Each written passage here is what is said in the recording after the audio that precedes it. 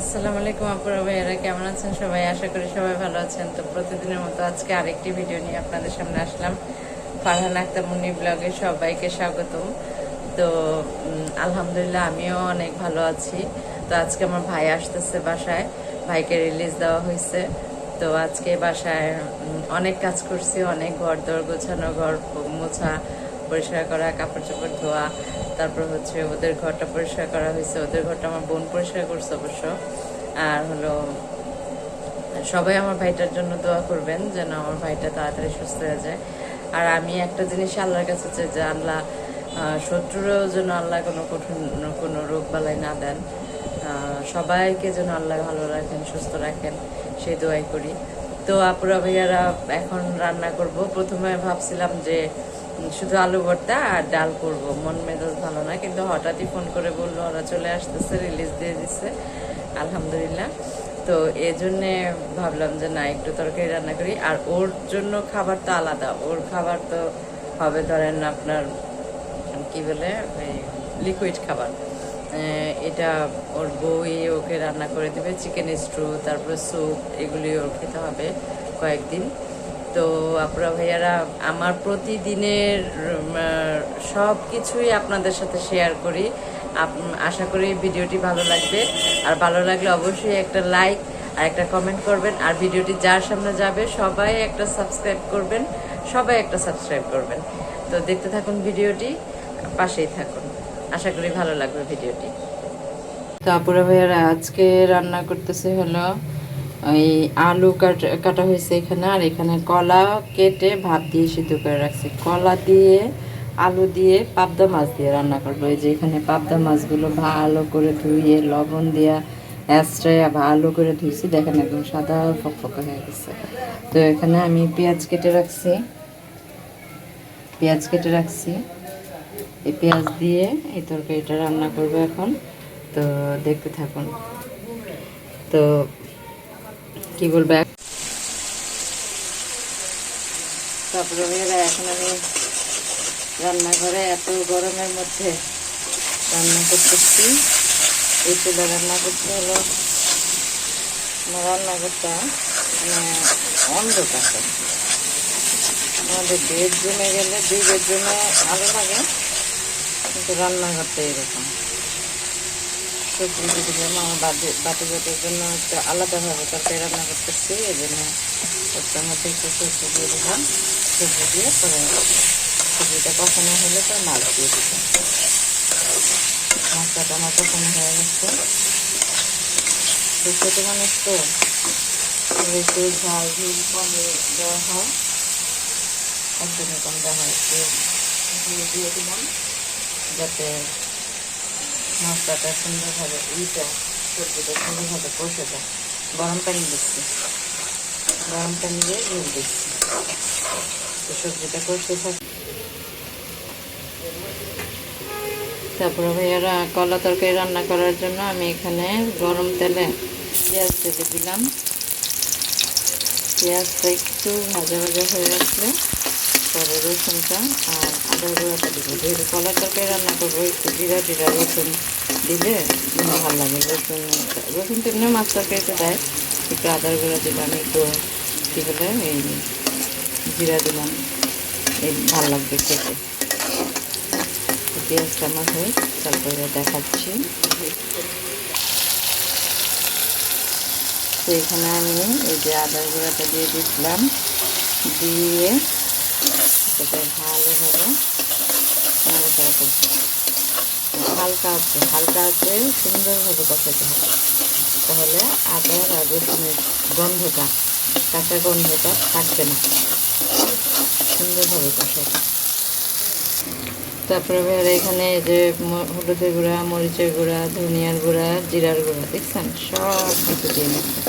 সব কিছু দিয়ে একটু লেগে যেতে পানি দিয়ে সব কিছু দিয়ে মশলাটাকে এখন ভালোভাবে কষায় নেবো। কষায় আমি করবো আলুটাকে আগে কষাবো, মশলাটা কষানো হয়ে গেলে। কারণ কি, এই কলাটা তো সিদ্ধ, আমার কলাটা ভাতে রাখি, আর কলা তো সবসময় সিদ্ধ করেই রান্না করতে হয়।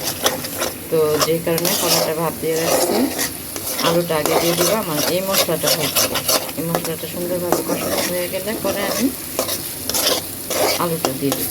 আলু কলা আমি আলাদা আলাদা রেখে দিই। সুন্দর একটা গন্ধ আসছে, জিরা দেওয়া পড়ছে না। তারপরে এরা দেখেন আমার মশলাটা কত সুন্দরভাবে কষানো হয়ে গেছে, দেখছেন? একদম তেল ছেড়ে দিছে সুন্দরভাবে, শেখ ভাই করে সুন্দরভাবে কষানো হয়ে গেছে। এখন এখানে আমি আলু দিয়ে দিব। আলু দিয়ে প্রথম ভাবছিলাম কি তরকারি রান্না করবো না, মন মেজাজ ভালো না। পরে চিন্তা করলাম যে না, একটু কলা তরকারি আলু দিয়ে রান্না করে ফেলে মাছ দিয়ে। ভাই যেহেতু আসতেছে একটু খুশি খুশিও লাগতেছে।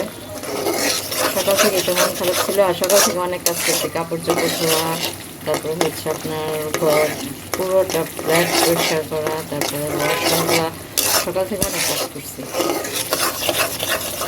তো এখন রান্নাটা ডান হয়ে যাচ্ছে, একদম কমপ্লিট করে আমি আলুটা দিয়ে দিচ্ছি। দেখেন এখনও কমপ্লিট হয় নাই কিন্তু, আন্দাজ দেবেন না। আলুটা দিয়ে কষায় নিব। তারপরে ভাইরা দেখেন আমার আলুটা কষানো শেষ। এখানে আমি আমার কলাগুলো দিয়ে দিচ্ছি। কলাগুলো দিয়ে দিলাম। এখন আলু আর কলা ভালোভাবে একটু মশলার সাথে মিশবে। এর সাথে আমি এখনই ঝোল দিয়ে দেব, কারণ হলো কি আলুটাও সিদ্ধ হয়ে গেছে, কলাটাও সিদ্ধ হয়ে গেছে।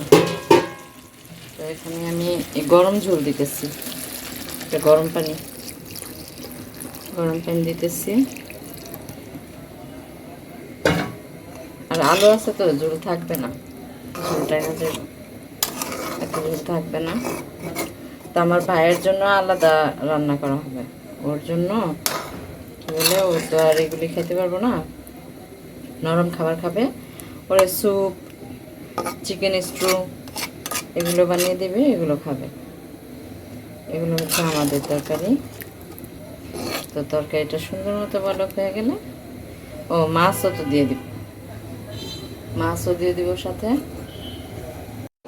দেখেন আমার কলা তরকারিটা কত সুন্দর হয়ে গেছে, ঝোলটা টেনে গেছে। ওখানে আলু ছিল তো এই জন্য আলুতে ঝোলটা টেনে নিচ্ছে। তো খেতেও নিশ্চয়ই অনেক মজা হবে, অনেক ভালো লাগবে, দেখতেই ভালো লাগতেছে। আর কলাটা কাঁচকলা যখন কাটি তখনই হাত কালো হয়ে যায়, আর কলা কাটার সাথে সাথেই কলার রঙটা চেঞ্জ হয়ে যায়, কালো হয়ে যায়। তো কলাতে প্রচুর আয়রন, কলা খাওয়া, কাঁচকলার তরকারি খাওয়া ভালো, অনেক ভালো, শরীরের জন্য ভালো, স্বাস্থ্যের জন্য ভালো। তো এখন আমি আবার আলু ভর্তা করব। এখানে পেঁয়াজ কেটে নিচ্ছি, আলুটা ম্যাশ করে নিচ্ছি। তো এখানে মরিচ ডালতেছে। তো যত যাই খাই, আবার ডালও আছে, এখানে ডাল রান্না করছি। যত যাই খাই ভর্তা ছাড়া তো আর হয় না, তো সাথে ভর্তা নিয়ে নিছি। এখন আমরা সবাই খেতে বসছি, একটু পরেই আমার ভাই চলে আসবে। তো আমাদের খুব ভালো লাগতেছে ও যে চলে আসতেছে। একজন পরিবারের একটা সদস্য যদি বাইরে থাকে তো ভালো লাগে বলেন। তারপরে ভাইয়ারা আমার ভিডিওটি কেমন লাগলো অবশ্যই কমেন্টের মাধ্যমে জানাবেন।